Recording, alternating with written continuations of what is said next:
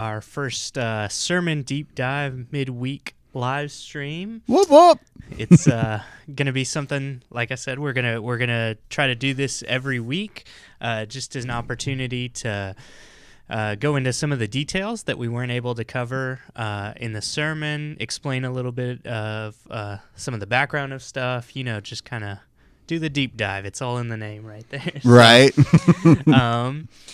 I thought to start out today, before we kind of get into the meat of our discussion, I thought this would be a good time for all of y'all to get to know Noah specifically. Hello. So before we get started here, Noah, why don't you introduce yourself to everybody? Give us a little bit of your story. What is your role here at Wayfarers? Yeah, thanks, Nick. For the most part, I'm kind of the do whatever Nick tells me to do man.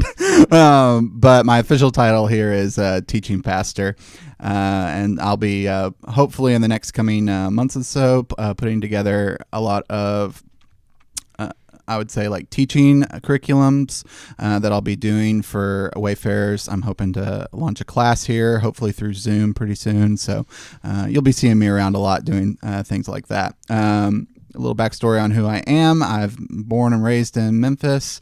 Moved down to downtown at 18 and really fell in love with music. Did music for 3 years at a music college, then ended up through Nick really transferring to Mid-South Christian College, got a bachelor's here in Christian education, which has helped me a lot. I love the school here. Shout out there. Yeah. Anyone check out Mid-South. Anyone check out Mid-South Christian College, bilingual college. They're great. Started working really with Nick on a project before this one called Avenue Coffee. Many of you probably heard of that. Worked there for a long time and just recently have moved on from that to work here at Wayfair. So yeah, that's a little bit about me. That's perfect, man. Yeah. So Noah is the teaching pastor, like I said, here at Wayfarers. He is the resident Bible nerd, I think, as Tim Mackey and a lot of the Bible Project crew would call it. But Noah helps me with a lot of the background of a lot of the sermons. He is a big Hebrew guy, has been is pretty up on his Hebrew and biblical Greek. You're getting in there. Yeah, Greek's always a little bit more difficult. It's got all the declensions and golly, I hate it in so many ways. Hebrew's so much easier. Anybody that says different, they're wrong. But anyway. And so he's got the background on all those ancient biblical languages, and just kind of is a fan of going deep in a lot of those biblical passages. So we were thinking this weekly live stream would be an opportunity for those of you that do want to go a little bit deeper, those of you that do want more of the nitty-gritty details of it. This is an opportunity for you to tune in and get that experience. And if you don't want that, if you get bored out of your mind with that, then you got the Sunday services where we give you the 1,000-foot view. But this one, this is the deep dive. So without further ado, we're going to go into some of the details of this sermon that we just did this Sunday. Which, if you haven't had a chance to watch, I would encourage you to go back on our page here, and you'll be able to see this last Sunday's service, get a little bit of an idea of the context of what we're talking about today, and get to rewatch the sermon and see what we talked about.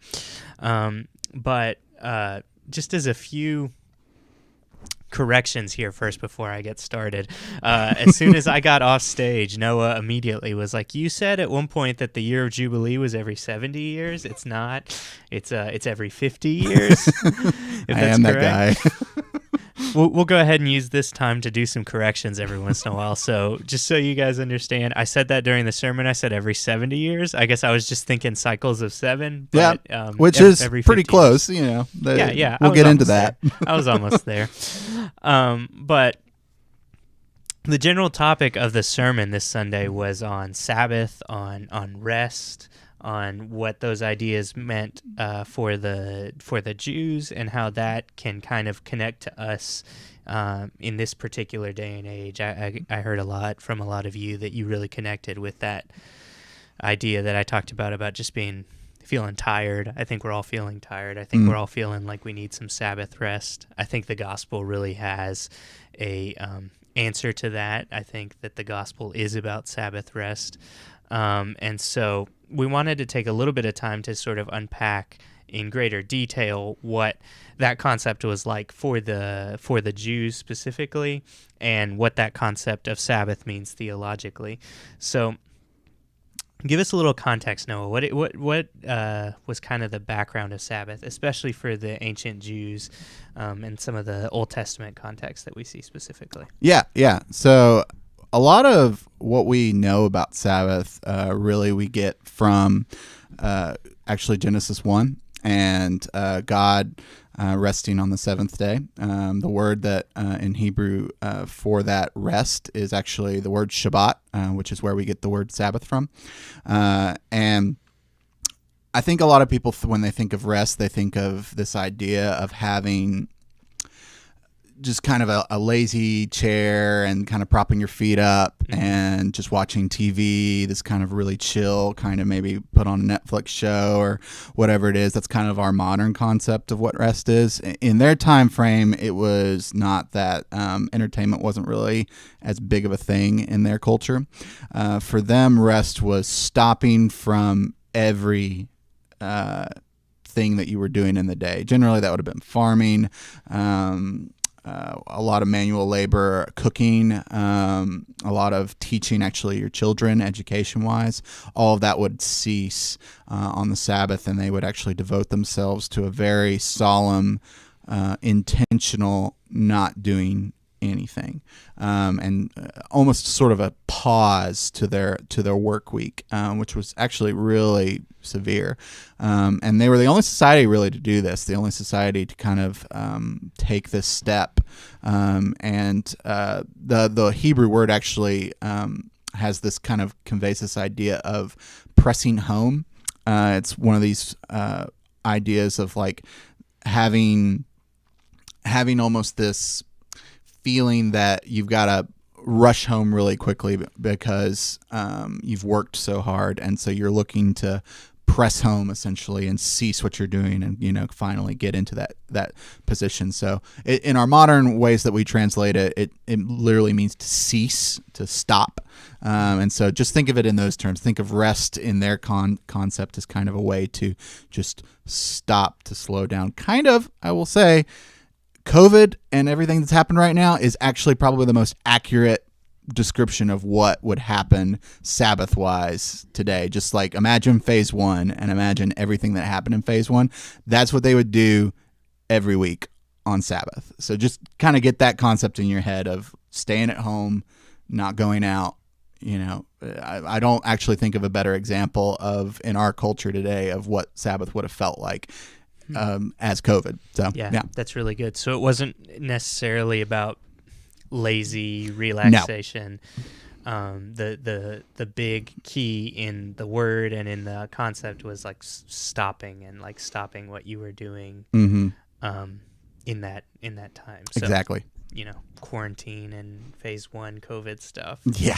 Where everything stopped. The whole world shut down. Exactly. You can't go to work. You're working from home maybe, but yeah, that's probably the only difference is you could still work from home for some people, but and if you're an essential worker, I'm sorry, but right. Yeah, right. So everything would cease and stop. And what was like the theological reason that they were doing that? What was the purpose? Because of God resting and ceasing from His work on the seventh day, we see. One of what's interesting about this about that day in Genesis 1 is that He looks at creation and says that it's very good. All the rest of the times He says it's just good. On the seventh day He looks out and beholds everything, and behold, it was very good. And then He ceases all His work, and from what they seem to derived from that was the act of actually participating in God's rest every seventh day, and actually taking and enjoying the fruit of their work and their work week, and getting to participate in the same actions that God did. And it was also a remembrance for them. If you read in Exodus 20, it's the only a Ten Commandment that attaches remember, to that command specifically. And so it's this idea of them, there's this kind of big fancy word called epistemological. Can't say it right. Epistemological. Thank you. Man, I wish I could say words better. But yeah, there's this fancy word that essentially means how do you know what you know? And it's a big like branch in philosophy. But this idea of how you know what you know, to the Israelites, the way that they knew what they knew was to practice it. So they would understand Sabbath better if they practiced it. They would understand what it meant for God to rest on the seventh day if they did it every week. And it's almost this sort of experiential kind of thing. Think of it in terms of like, this happens a lot actually in coffee shop culture. You can teach someone how to steam milk, and you can like tell them all the right ways to do it, but unless they actually like do it, like unless they actually pour the milk into the steam pitcher, latch it up to the steam wand and turn it on, they're not really going to understand how that all works until they've actually done what you've told them to do. And I've seen it so many times. It's like I've taught people how to steam milk, and they think, oh, yeah, I understand it. And then they try and steam it, and the first time it's a complete mess. And it's because they don't really know. They just think they know. And it's that taking a step further and actually practicing what you've been told weekly, daily, and developing those skills that really, for the Israelites in particular, was their main method of learning. And so, yeah, that's a lot of the theological. So the idea of practicing Sabbath was that they would read about the way that God took up his rest and enjoyed his creation, and they wanted to know what that was like more than just in their heads, more than just by reading it. And the way they would do that is by doing it, by actually stopping the work that they were doing. Because I think me and you have talked a lot. One of the things that is key in understanding what that original creation was like was that a lot of the purposes of that original creation was that you would be able to live and thrive without having to work super hard. You know, you wouldn't have to work the land super hard, but rather the fruit would just come out of that garden. It was there. It was available for you. You wouldn't have to really, break your back trying to work and get ahead. You would be able to live in a less backbreaking way. And so on Sabbath, they would be getting a foretaste of what that was like, right? Yes, very true, very true. That's very forward thinking for them, was looking forward to this final day when everything would no longer require work and toil, and they could cease and enjoy really the Garden of Eden, and enjoy life and enjoy this final rest, essentially. So yes, that's exactly head on. And so I meant to mention this in the sermon, but I just skipped over the point. There's a really good book that I would recommend. It's been recommended by a few friends of mine, On Sabbath, by an author named Abraham Heschel. That he's a Jewish author who specifically talks about some of the Jewish background of Sabbath, and I would just really recommend that to any of you who want to do an even deeper dive on how the Jews viewed Sabbath specifically. Because I don't know about you, but in my experience, a lot of the ideas of Sabbath got connected with Christian ideas of Sunday and not working on Sunday, and I think that's our culture's understanding of it, but I think it's really important to understand how the time that the Bible was written, how they were viewing a lot of these ideas. For sure. And it was way more, I would say, like the weekend kind of is our cultural way of understanding, like we work 5 days and then take 2 days off typically. I know some of us out here probably have 2 jobs, and so that's not a reality. I was that way. But for the most part in our culture, we're kind of used to taking Saturday and Sunday off. And I think that's kind of muddied our understanding of what it meant for them. But I will say, bear in mind that it's one of the few things that in their history we just aren't really certain how often they did it. And we can get into that, but the history of Israel working through particularly through like First Kings and Second Kings, and through a lot of the bad kings of Israel and things like that, we don't know how much they followed the laws that God set up. So there is a bit of a just a question mark when it comes to how did they actually do it or not. Yeah. But theoretically, ideally, this is what that idea of Sabbath was about. Right. And so the point I really tried to connect in the sermon was that Sabbath specifically also has this strong connection with this forward-looking time where they were looking forward to a day when the kingdom of God, the kingdom of heaven, the way things are supposed to be came into being, and that was closely connected with the Messiah coming. So the Jewish king, the king of Israel, and the king of the world, we would find out later, was going to kind of come and establish that age to come, that kingdom of heaven on earth, that reality that they were longing for every week when they did Sabbath. Right. And go ahead. Yeah. Like I will say that like it's more than just like resting every week. Leviticus actually like stipulates that there's a huge like growth in years and months, and they basically would take ultra rests every for instance, every 7 months they would have what's called the Day of Atonement. Today it's called Yom Kippur, and it's this idea of really enacting the sacrificed lamb for the whole population. But they would do that every 7th month of the year, right? And then every 7 years they would actually not work the entirety of that year.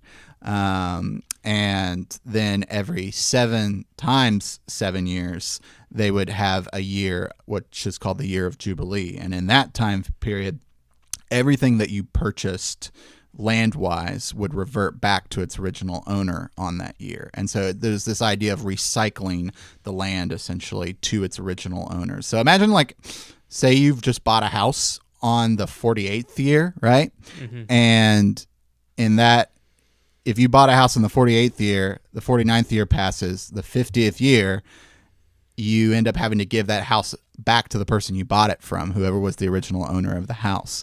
And so imagine what that would do to economics in a sense. Like your purchasing would actually be cheaper on the 48th year. Right, because you'd only have it for 1 year. Right, exactly. And so what this did was it was supposed to, at least, because again, we're not really sure they followed this, but what it was supposed to do was institute this idea of hope for people that were oppressed, that were poor, that may have had to sell their land just because of a bad business deal. It was supposed to give them a hope in their lifetime, because most people would live to 70, right? It was hope to give in their lifetime that they would one day get their land back. And so it's kind of a way to keep the poor from staying poor, Mm-hmm. It was a way of socialistically even kind of moving that economic way back into the hands. It was something to look forward to, right? Because lots of times you may have had a bad circumstance, a bad situation that happened in your life, and out of some crazy things that happened outside of your control, you ended up having to sell your family farm or something like that to make ends meet. But with this 7 times 7's Year of Jubilee Sabbath, you had something to look forward to. You knew that even though this terrible situation happened now, in the distant future, you would be able to get that back at some point. Exactly. And so it's kind of, in some ways, theologically, it trained you to always be looking to the future and have hope, right? Like, if you're one of those people that had sold your land, you're always thinking about that year of Jubilee, the year of the Lord's favor, when the land would revert back to you, even if you're super poor right now. And once the land's back, I mean, that's your way of living. However much land you had at the beginning might be a huge amount of acreage, and now you can plant a bunch of seeds in that, and then you can grow crops again, and suddenly you've got income again, right? And so, but the idea was that there would be sort of a ultimate Sabbath, an ultimate year of Jubilee, ultimate year of the Lord's favor, where everything would be made right again. Exactly. Where that toil and backbreaking work that it took to get to what you needed to get to was a thing of the past, so to speak. Yeah, basically one of the curses that happens in Genesis 3 is that the land is cursed, and all of this setup is rest for the land, right? And so this ultimate rest that Nick's talking about is really meant to reconcile that the land will finally essentially be reversed in terms of Adam's curse, and you won't have to work and toil and be anxious over whether or not food's going to grow from the ground anymore. And there's this promise that there will be a final seventh seven almost of this for the land that will bring about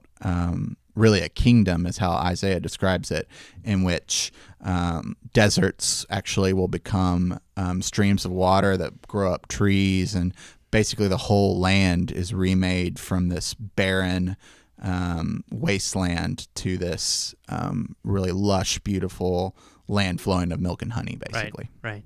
And so that hope that the Sabbath was training them to have, it was training them to be hopeful. It was training them to not be like super pessimistic. Everything's going to be terrible. There was something to look forward to. Right. And there was this ultimate Sabbath that they were looking forward to, this ultimate day when the Messiah would come, when everything would be put back to right, when we wouldn't have to work as hard, and when we would have that human flourishing that we were all looking forward to.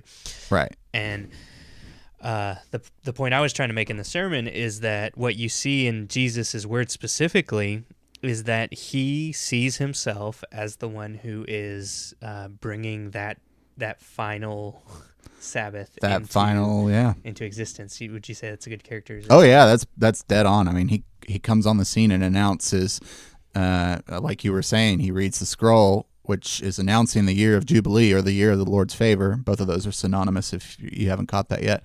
And he announces it and says, "Today, this scripture has been fulfilled." And for the Jews, that would have been like, they're under Roman occupation right now. This is not the day of the land right now. So this would have been a very controversial statement for Jesus to make, saying, today, rest has finally come to Jerusalem. Mm-hmm. Yeah. And so it was this good news that they had all been looking forward to. They were all expecting this good news of one day the Messiah is going to come, the final Sabbath is going to be here. And so Jesus stands up in that synagogue, unrolls the scroll, reads a verse that has specifically to do with that Year of Jubilee Sabbath idea, and he tells them that this is the day. This is the day you guys have been waiting for, what you guys have all been hoping for. Today, this is fulfilled. I'm the guy you're looking for, so to speak. Right. And as I mentioned earlier, that in the sermon, the good news, the word that we often use to talk about good news is gospel, the gospel, which means the good news. And it's this idea of Sabbath is closely connected with that, but me and you growing up, that's not that we never heard any of that necessarily when we were hearing about it. Right. We were kind of given, and maybe many of you have too, but we kind of grew up in church atmospheres where the gospel was presented as the death, burial, and resurrection of Jesus Christ. As long as you knew those three facts, you're good. You've got the gospel. No more research really needed on that. And I want to be very clear: we are not saying that's wrong. Right. That is right. Yeah. But we do think there is more to it. Right. We think there's a richer backstory behind a lot of that, and more layers to what was actually good news. Because I think a lot of you may have experienced the same thing as me. When you hear that message, sometimes it doesn't really sound like good news. No, like no. It sounds awful, actually, that like, oh, a guy died like in a really brutal, awful way, and that's the way that I get into heaven. That's the way it was pitched to me. Right.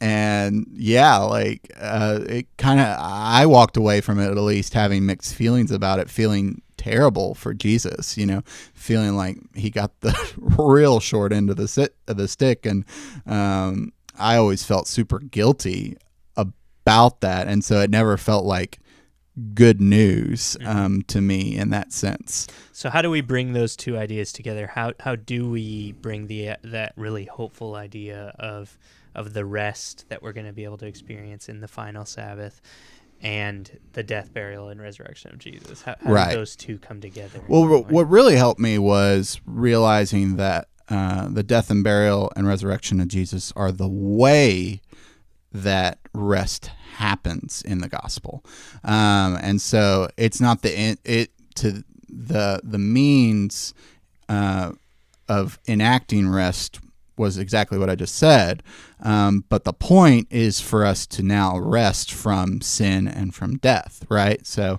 this idea of the good news being that you as a poor person in spirit, right? You being someone that is afflicted by sin, someone that's being afflicted by the fact that you are going to die one day, right?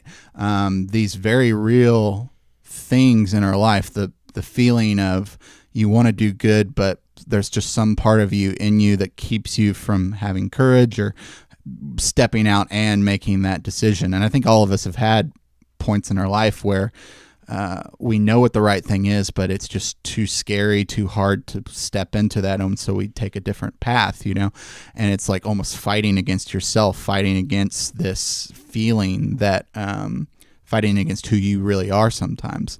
And so what learning about this idea, and I remember reading really for the first time Matthew 11, 4 through 6. Did you have that pulled up, by the way? Yeah, let me pull that up and read that.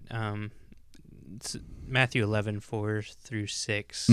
Jesus replied, "Go back and report to John what you hear and see. The blind receive sight, the lame walk, those who have leprosy are cleansed, the deaf hear, the dead are raised, and the good news is proclaimed to the poor."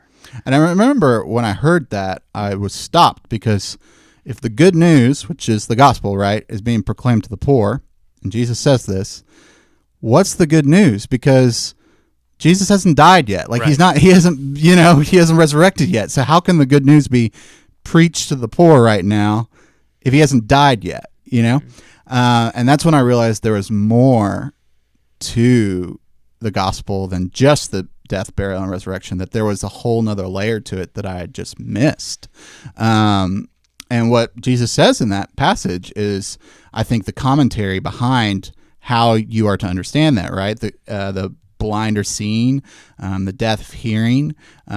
It's related to this idea of those poor and those oppressed by illness, disease.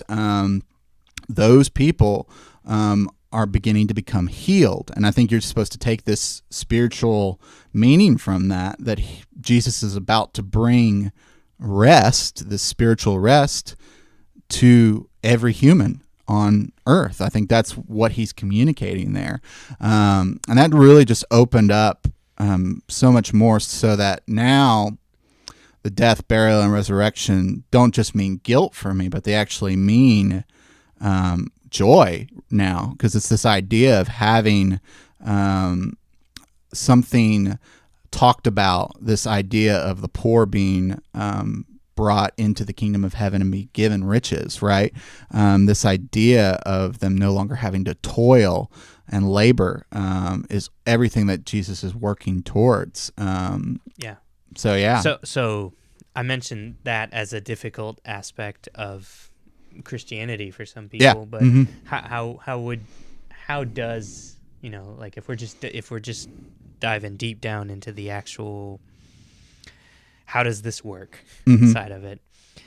How is it that the death of Jesus brings, the day of the Lord, the year Right, of the right, Lord's right. favor? How do those two ideas connect? How is it that this seemingly unrelated thing, which is Jesus dying on a cross, how does that have anything to do with the Bringing blind that rest. seeing, the Yeah. poor Mm-hmm. having riches, and all of the awesome things that we all get excited about when we read some of those Right, verses? right. And I think a part of that is you got to understand what sin is first. You've really got to. There are so many different definitions of sin have been thrown out lately, but sin, in the most simplest definition, is a mark on you that causes you to go in a bent or twisted direction. If you guys, I'll always throw a fantasy book out there for you guys to go read. The second book in C.S. Lewis's space trilogy is called Paralandra, and Paralandra actually depicts this people afflicted with sin as being typed as bent ones, and it's this literally straight from the Hebrew. This word in Hebrew for sinner really just means bent or twisted in a direction that it wasn't intended to go, right? And so this idea of having humanity being afflicted and by this thing that bends you in a direction that wasn't your intended purpose, like you weren't intended to go in this kind of offshoot direction from your original purpose. That's kind of what sin is, right? So kind of get aside from like the devil on your shoulder. That's Right. medieval kind of theology, and it's not really as accurate as what we see here. And so the idea is that because we're bent, we need someone to unbend us, right? We need someone to fix that. And what we see Jesus do, and there's a lot of different ways that they kind of go through how this happens. But the big word that we use to kind of talk about this is called atonement. And really that word means to cover in the Hebrew. It literally means to take something and hide it. And so that concept of atoning for someone's bent nature essentially is what is happening on the cross. And there's been a lot of different ways that people have described that happening. I'll kind of mention a few. If you want to get into that further, there's a book called the Mosaic of Atonement, right? Yeah. I would check that one out. That's a really good book on just all the different views of atonement theory. It's a little bit of a nerdy deep dive, but it will give you a little bit more. But suffice to say, probably the most familiar that you probably will be just growing up in church is what's called penal substitutionary atonement. And it's basically a view that says that humanity has made God angry through being bent because we went in a direction that God didn't want us to go. And God can't actually relate to us anymore because we've gone off in a different direction. And so there's like distance between us and God. There's distance between us and God. And so for the most part, Christ comes on the scene, and because humans have followed this direction, this bent direction, God has to punish that. He has to enact justice on going against his own laws that he created. And so what Jesus comes on the scene to do on the cross is essentially take that punishment in place of us, and take on the distance that God has with humanity on himself. And so by him being able to do that and him take on the justice, God's now enacted his justice freely on the sin. He's basically been able to have his full reign of justice on his own son, and now you can have a relationship between humans and God. So like that's the most common one. That's the way of understanding that idea of atonement that we all kind of grew up with, which is human beings broke the rules. God's upset about that. Somebody needs to be punished. If you break the rules, Right. Somebody needs to be punished. Jesus steps in and takes the punishment that we deserve for breaking the rules, and mends the relationship. Exactly. Makes it so that we don't have that distance between us and God anymore, and we can be in relationship with Him again. And again, I was brought up thinking that was the only way of understanding. Right, me too, atonement. actually. But if you search through the history of the church, just what the church has been around for 2,000 years now, there's been a lot of different ways of understanding it, a lot of different people over history who have had different ways of viewing at it. That's not the only way to view it. And there's a few others. What are some of the others that have kind of come up? Yeah, so the one that's actually making a huge kind of resurface wave right now is what's called Christus Victor. And Christus Victor essentially takes the concept of sin and death and personalizes them. So it sees them not necessarily as just things, but sees them as actually like principalities and kind of rulers over this world. Yeah, it's like powers of sin and death. Right. Like these entities that are sin and death. Exactly. Think of it kind of, I don't know if anyone's read Cormac McCarthy's The Road, but there's a character in it who exemplifies kind of a justice, and he's called the judge. And kind of think about it in terms like that. Think of if justice were personified, that's what you would have in Cormac McCarthy's The Road. But in the same way, it's now sin and death that are personified as these rulers, right? And so what Christus Victor says is Jesus essentially takes on everything that sin and death can throw at him, essentially. He takes on all of the bullet wounds, gun hole, like the full-on shebang on the cross, right? Because he undergoes death, right? He dies. He physically dies. And it makes a very specific point to say that the only reason sin has power is because of its consequence, which is death, right? If the wages of sin is death, right? But the gift of God is eternal life, they pull from Romans. And so having this perspective of the only power that sin has is to be able to kill you, what Jesus does through his resurrection is prove that death cannot conquer him, and that death cannot overcome, or that sin cannot overcome him, because he defeated death through resurrection. So it's less about somebody needs to be punished for a wrong, and more about there's just consequences that are the reality of doing that wrong. There's just things that happen if you sin. There are consequences, the biggest of which is death. Death is the biggest consequence, which is a very permanent consequence. Right. Obviously, it's something that you can't do anything about. And Jesus comes, he takes that consequence of sin, he dies, but then through his resurrection, he proves that sin isn't, that death isn't as permanent, isn't, that end-all be-all that it feels like it is for human beings. Yeah, exactly. And so it's called Christus Victor, because it's this idea that, like, Christ is victorious. Jesus is showing the power he has over this horrible entity, which is death itself. And so that one's been really popular. A lot of people have really enjoyed that here recently. Anyone that wants to read more on that, just check out N.T. Wright. He's big on this. He has a book called The Day of the Revolution That Began that's basically that entire concept. So if you want to check that out, go for it. I'm trying to think of someone that does the penal substitutionary view well. I don't know, maybe Wayne Grudem or someone. Probably someone like that. Again, that one's a little more common. So you probably know a lot more of that. But I did want to make sure that, if you guys want to do some research on that stuff, there are definitely books and authors that write more from that perspective. So keep that in mind. But yeah. All right. And so just to wrap up here a little bit, one of the other ideas of atonement, which is very closely connected to the Old Testament, is having it connected with the idea of blood. Right. I think that's really important. That was one of the things that was really interesting to me when I started to learn more. Yeah. So this isn't necessarily a viewpoint. It's just kind of colors a lot of our understanding of atonement. We know that the blood of Christ matters in the entire encounter on the cross. And one of the main examples of how powerful blood is actually in the Passover, right?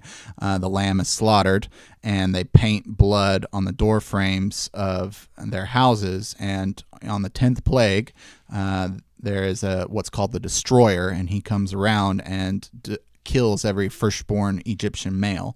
And the only reason he spares the firstborn males of the Israelites is because they paint this blood on the doorways of their houses, right? And so it's literally this idea of this liquid turning away the spirit at the doorway. And it actually turns out that the pictograph form of this Hebrew word actually represents that. It's door and liquid. So it has this very... So the word in Hebrew for blood is like a little picture that relates to that story. To door and to liquid, essentially. So it's like painting blood over a door. It's exactly. Very closely connected, even in the word itself. Exactly, which is mind-blowing. It's kind of a cool, nerdy thing. But, so then Leviticus 17 also picks this theme up, and this is God speaking to Moses about rules and regulations concerning blood. And he speaks very pointedly about how God views blood as containing the life essence of the human within it, essentially, and within animals, the life essence. And so he makes strict commands like don't eat animals with the blood still in it, for instance, because their life essence is still in it. And so there's this connotation, essentially, of blood having to do with life, blood having to do with something even deeper than just the thing that runs through our veins, essentially. Right. So blood is this liquid that in it contains life. Exactly. It specifically has to do with life. So there were all these rules in the Old Testament that the Jews couldn't eat blood. They couldn't have like blood pudding or because that's sacrilegious in a way. You don't just consume this life force in this not reverential way. Like exactly. Blood was very important to them. It was something that really represented life in a huge way for them. Which is actually, this is a little nerdy side note, but if you have been grown up in a culture where blood is off limits to drink, eat, for Jesus to say at the Last Supper, take, drink, this is my blood poured out for you, is actually a really controversial statement for Jews. And so it is, in a sense, the beginning of kind of turning a coin on those Old Testament laws that we see, is him instituting, because remember, this is at Passover, so he is, in a lot of ways, Passover is enacting all of the blood ceremony, right? This would have been, Passover is remembering that moment where they painted the blood on the doorways. So for him to pick up a cup and say, take, drink, this is my blood, pour it out for you, is sort of meshing those two ideas into one and saying, drink of my life, drink of my life essence. Right. And so that's why for so many of them, the blood of Jesus becomes such a big thing that you see in all these Bible passages. Right. All these Bible passages talk about the blood of Jesus. And we think we connect in our culture blood with violence and with, gore and like horror movies and, bloody, horrible, violent things. But for their culture, blood was closely connected with life. And so the blood of Jesus is the life of Jesus, that perfect life of Jesus. Covering over, exactly, atoning for the sins of humanity. Exactly. So think of it as on the cross, Jesus sheds a lot of blood, right? It's the most bloodiest execution, and so think of it as that blood now covers over you, and when death comes to take its due, or the destroyer comes to take its due, it sees the blood of Christ and turns away from you, essentially. And so that's kind of the under the hood of what Christians sometimes mean a lot of the times by like, he paid the debt with blood, essentially, is this idea of blood turning away death at the door, and it now covering over you. Isaiah actually takes up on this imagery, and you're now washed white as snow is kind of the result of that, is that you're now purified through blood as well.